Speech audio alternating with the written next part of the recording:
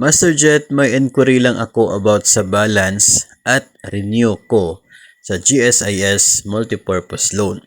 Bakit po ang balance ko ay 270,000 na lang, pero pag nag-renew ako, ang balance na babawasin sa akin ay 278,000. Saan po mapupunta ang 8,000 na difference? Salamat po.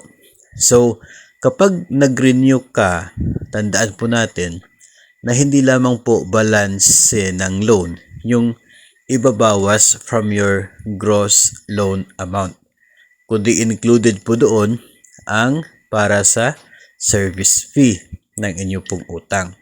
Ngayon, kung 270,000 yung outstanding balance ng loan mo, hindi ka dapat mag-e-expect na upon renewal ay 270,000 din yung deduction from your gross loan.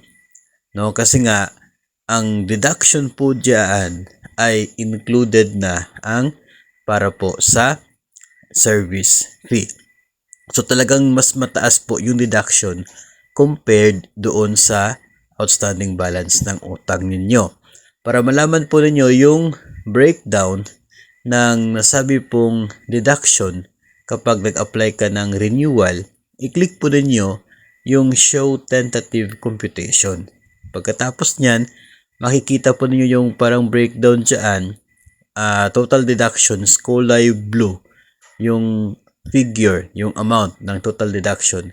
I-click niyo yung amount na kulay blue at lalabas yung breakdown niya.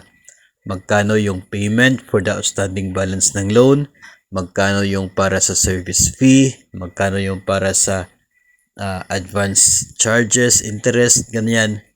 Makikita po ninyo. And doon po ninyo malalaman kung saan napupunta yung nakadeduct mula po sa inyong loan application sa time po na kayo ay nag-renew sa multipurpose loan sa GSIS. At yun po ang magiging sagot kung bakit mas malaki ang deduction compared doon sa outstanding balance ng MPL.